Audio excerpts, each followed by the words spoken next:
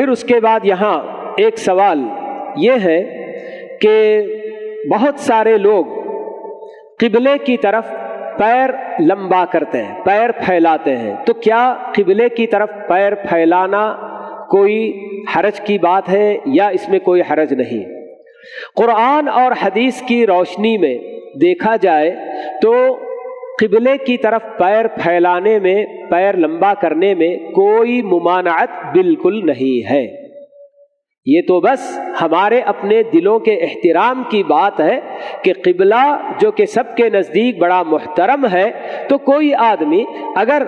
قبلے کی طرف پیر کرتا ہے اور کوئی احترام کی وجہ سے اسے روکتا ہے تو کوئی حرج تو نہیں کہیں گے۔ لیکن ہم دیکھ سکتے ہیں کہ خود جو لوگ حج اور عمرے وغیرہ پر جا چکے ہیں کہ وہ دیکھیں گے کہ وہیں حرم میں بیٹھے ہوئے بالکل کعبہ سامنے ہوتا ہے اور کعبے کے سامنے بالکل پیر پھیلا کر بھی بیٹھنے والے بیٹھتے ہیں۔ اس میں شریعت کی نظر سے کوئی بالکل اس کے اندر رکاوٹ نہیں ہے، نہ قرآن میں نہ حدیث میں اس کے تعلق سے کوئی بات بتائی گئی، بلکہ پیارے نبی صلی اللہ علیہ وسلم کے بارے میں خود آتا ہے کہ آپ اپنی پیٹھ کعبے کو لگا کر بیٹھا کرتے تھے۔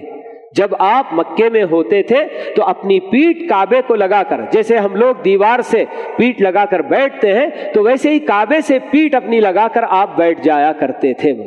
تو اس لیے قبلے کی طرف، کعبے کی طرف پیر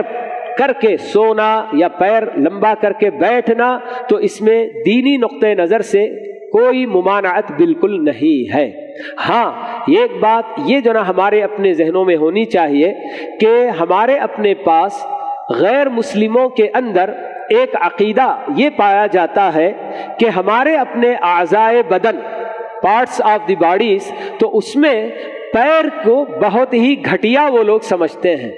ایک عقیدہ غیر مسلموں میں یہ پایا جاتا ہے کہ سر بہت ہی بلند چیز ہے اور پیر بالکل گھٹیا اور حقیر ہے۔ اس نیت سے اگر کوئی کہتا ہے تو یہ بالکل غلط ہے۔